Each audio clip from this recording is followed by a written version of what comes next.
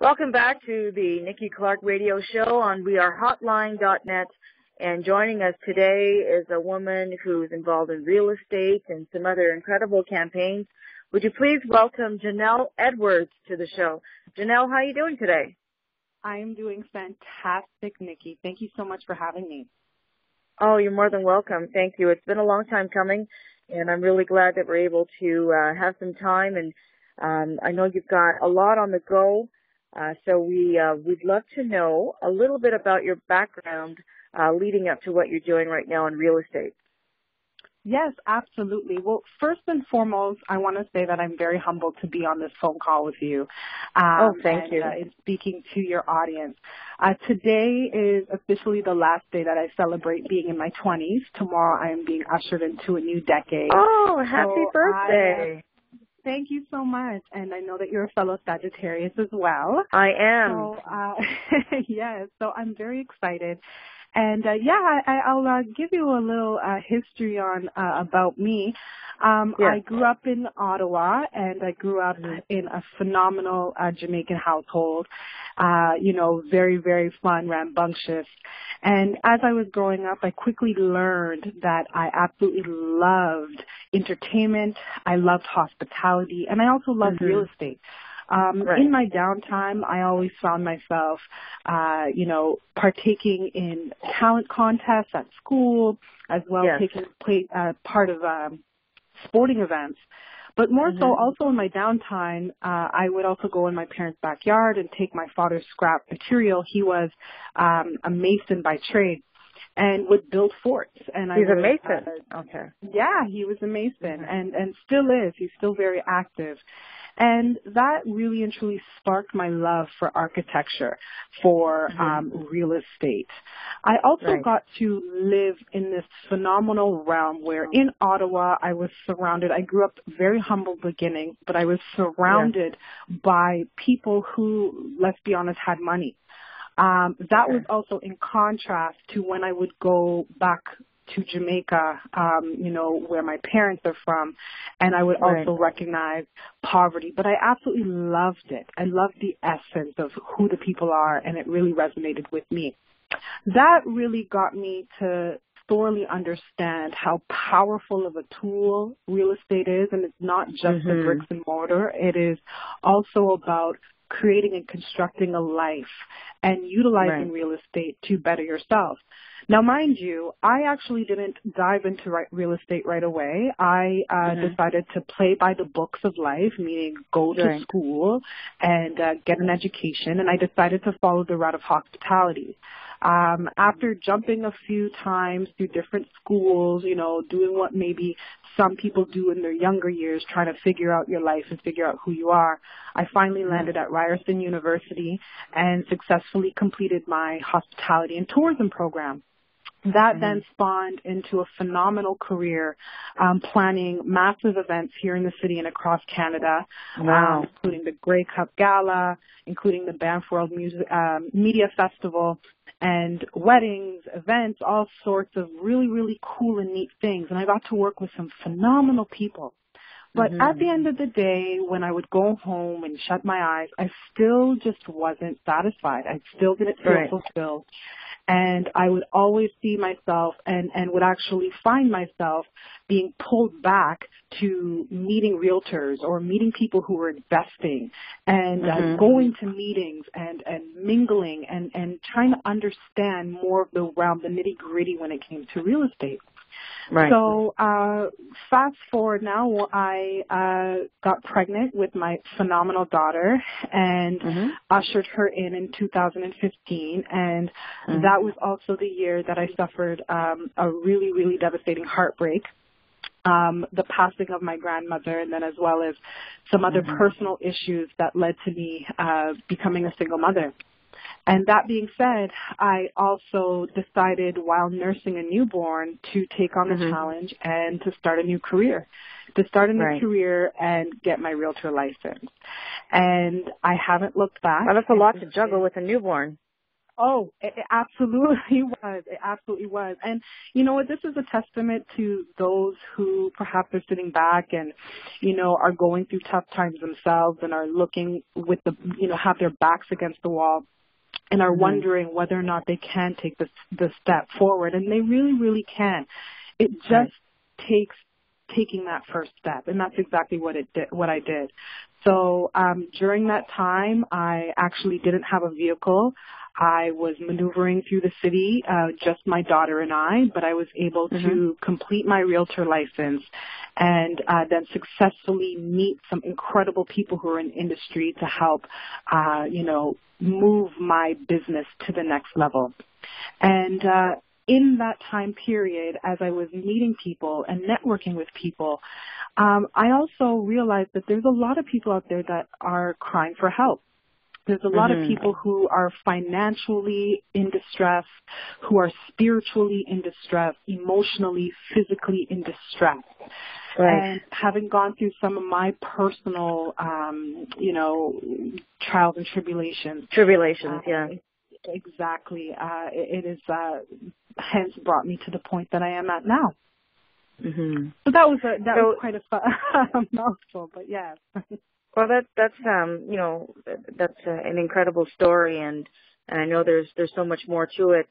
But I think from my own experience, when you walk through the fire, you end up being extremely refined at the end of the day, and you can take these lessons, and you're at this point too where you can share them, and these lessons become wisdom, right? So if you're able to help somebody with it, then that's really what it was all for. So I thank you for, letting us know your beginnings. So now you're here, you're in real estate, and you're working with some very accomplished people, and you're understanding the real estate, and which I'm kind of making a connection with. It's really about establishing longevity. It's about creating wealth in some aspects, and it's also being able to create a legacy too for yourself and for your family and for their families. So it's really important to understand. So now you're in real estate. Who are the people who are coming to you? Who are your clients, and what areas do you service? Absolutely. I work a lot with investors, so people who are looking to leverage their money and are tired of seeing their bank account, dwindle or not go beyond their expectations. So investors who are just starting out, as well as single mothers, as well as mothers and entrepreneurs. So people who are looking to use real estate as a vehicle to also spawn some of their desires and also lead them to what their destiny is. So for example, I have worked with lawyers. So by day they're lawyers, but they want to invest in real estate because several years down the road, they know that they have a book that they want to launch, or they have a business that they want to launch, and they want to leverage real estate in order to help actually finance that project. Okay, so real estate is used as a vehicle, you're saying, to leverage other projects. For some people. Absolutely. And those projects come in various facets. For some people, it's, to pay for their children's schooling, for their education. It's to fund their retirement. And for most people that I talk to, those who have worked a job, and me included, when the day is done and when you look back at your bank book and you notice that your money is only being stretched so far, real estate and actually investing in assets, but investing in assets correctly, right? Because a house is not your asset until you actually leverage that home. That's a whole different, That's an interesting point. So a house does not become an asset unless you leverage it. There you go. Absolutely. Okay. And I'm learning a lot. Thank you. And so once you actually turn on that investor mindset, investing in property to start paying for some of your, or not, if not some, all of your liabilities, that is when you can now step into the realm of wealth. Wealth is a term that you use just momentarily, and that is what I strive for. I strive for helping people really and truly cultivating their legacy and developing wealth. It's not about being rich. I don't believe in, a flashy lifestyle. I'm not here to put diamond chains on people's necks and floss and all that stuff. I'm about helping people build a legacy so that whatever it is that you are destined to do, if you are destined to be the next best cook and open up your own restaurant or, a fitness guru and have your own studio or write a book or create your own fashion design studio, whatever that calling is from you, that God-given calling, how can we use real estate in order to help you get there? So that is what I really push. That's fantastic. And what are the areas that you're responsible for or you have properties in right now? Absolutely. So right now I service the Greater Toronto area, so primarily within Toronto and the Peel region. As well, I have also serviced out in the Durham region as well. And being a resident or a previous resident of Ottawa, Ottawa region and the Ottawa Valley too, I'm very, very aware and comfortable in the investment opportunities that way as well. Okay, so quite extensive. Very knowledgeable. Yes. And my next step is to definitely take my business internationally. So my goal is to, hailing from the Caribbean, my goal is to get property down there, start hospitality properties down there as well. Having worked at some of the finest hotels and restaurants here in the city in Toronto, I'm hoping to leverage that and get some joint venture opportunities out that way to build some credible, properties in terms of hospitality there. Africa, too, is another continent that I would love to. Wow, so the Caribbean, Africa, that's amazing. Yeah, the world is your oyster. This world is way too vast and way too big for you not to seize the opportunity. It's just all about dreaming beyond. And sometimes, and I grappled with it too, there was a point where I couldn't dream. Or I dreamed very small. And it's all, a part of it is also in whom you associate yourself with.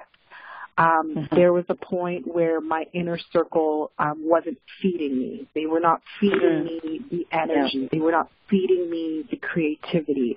I felt depleted, to be honest with you, with quite a few of the people who I was previously surrounded by. It wasn't until I decided to change my inner circle. And that's hard. It's really hard to... It's painful, to detach yourself from those relationships. Yeah. Absolutely. But it's also necessary. I have a beautiful daughter to raise, and she is my priority. She's my pride and joy. And I want to know that by the time that she gets to my age, that she is in a better circumstance than I am in, and that I also give her the tools to not just create wealth through real estate, but moreover to help others, to be a phenomenal citizen and to help others. The name of the game isn't about how much money you have. The name of the game is how many people can you help? How many people can you service? If you can get that down, then all the wealth in the world, including your spiritual, your health wealth, your financial wealth, it will come back to you abundantly. Absolutely. And success is measured in different ways. Success doesn't necessarily equate to material acquisition. There are different types of success. And I remember the quote from Oprah. She says, if you just chase the passion first, the money will come. You don't chase the money first. So those are very important points that you brought up. So thank you for doing that. So before we close, how has your life been transformed in doing all this and helping others? Wow. In so many ways. First and foremost, it's been a huge personal growth. Personally, I have I was tested through my strengths. I realized how much more stronger I am. I realized how much more resilient I am. And again, it's through the pain you do find your purpose. I also realized just how blessed I am. I reconnected very, very deeply spiritually after, going down a journey of discovery, of self-discovery. And through that, I was able to realize just how blessed I am and how I can really help other people. And it doesn't take much. It really, really doesn't. I don't need to have a particular status. I don't have to have a particular, set of acronyms next to my name in order to help others. So that in itself has really propelled me to go out of my way to face my fears and face rejection, because I've been rejected in many ways. But to also realize that such rejection is also a blessing in disguise. Back to a point earlier, my grandmothers were some of the biggest teachers in my life. Both of my grandmothers lived very, very humbly in Jamaica, and with very little. One of my grandmothers, harvested pigs throughout her life. My other grandmother, did the same, was a house woman and raised phenomenal children and only requested of the bare minimum in life. So, just back to your point, wealth is more than just financial wealth. And those two women were some of the most spiritually They were rich. And rich. They were absolutely rich, happy, blessed beyond measure. Both got to live. One of my grandmothers is still alive, thank God. The other one got to live into her late 80s. So living a life completely fulfilled. And that, too, really, really has taught me some critical lessons about life, that when all is said and done, when, you are taking your last and final breath, it's not how much money you have in your bank. It's about the type of legacy that you live and how you have helped others. And so that has really resonated with me. And I have found my home and I have found my purpose in real estate. And so I hope to help other people through education forums. I am actually creating a book as we speak, a children's book, to also start the conversation young. Thank you. My partner and I, shout out to Stacey Ann Morris, we're working on a children's illustration book slated to come out in 2017 to start the conversation young about finances and to start the conversation young about real estate. That's one thing that I believe that had I had that advantage growing up, I believe I would be, perhaps ahead of the game, even more ahead of the game than I am currently now. So that conversation needs to be had, and it needs to begin early. And again, that also is in line with my purpose of helping others. That's fantastic. And I always say, as a former educator, that credit education, financial education, is something that should be implemented into the curriculum. Children need to understand how to manage their money as early as possible. When they start to, get the piggy banks and ask for allowance, they'll know how to put money aside and how to invest. So that's an amazing book that you are putting forth for children. So I congratulate you on that. Thank you. So I know the listeners are dying to know how to get in contact with you for real estate advice, and also at some point to get a copy of the book that you're going to be launching very shortly. And for the listeners who just tuned in now and they've missed all the pearls of wisdom that Jhannell just imparted with us, you don't have to worry. We're going to be playing the interview throughout the week, Monday to Friday, from 11 a.m. to noon on wearehotline.net, so you can listen over and over again. And also the link to this interview will be on YouTube, so you can share, you can retweet as often as you like. So, Jhannell, can you just let us know how can we get in contact with you? Absolutely. So you can contact me at my website. It's www.Jhannell. Now, it is an interesting spelling. It is spelled Jhannell, Edwards, EDWARDS www.jhannelledwards.com. Again, that's www.jhannelledwards.com. You can also find me on social media. I'm on all the major social media platforms, including Facebook, Instagram, Twitter, and LinkedIn. Again, you can find me at JhannelledWards.com, JHANNELL, Edwards.com. And, of course, you are also free to phone me at 416-877-1435. You can also shoot me an email. I love emails. Again, my email address is JhannelledWards@gmail.com. All right. Jhannell, thank you so much for taking the time with us and sharing the wonderful news about real estate. We really appreciate your time, and we look forward to following your progress. So stay blessed, happy holidays, and all the best for 2017. And same to you, Nikki. And again, thank you so much for this platform. And I pray and I wish for you a phenomenal 2017 and a phenomenal year ahead. And the merriest of Merry Christmas and a happy, happy and joyful New Year. Thank you so much. Oh, and I forgot. Happy birthday once again. Enjoy your time. Thank you so much. And thank you to all the listeners. Very much appreciated. And have yourselves a great and a phenomenal 2017 as well. Thank you. God bless you. Thank you. God bless you too. Take care. Bye-bye. Bye-bye.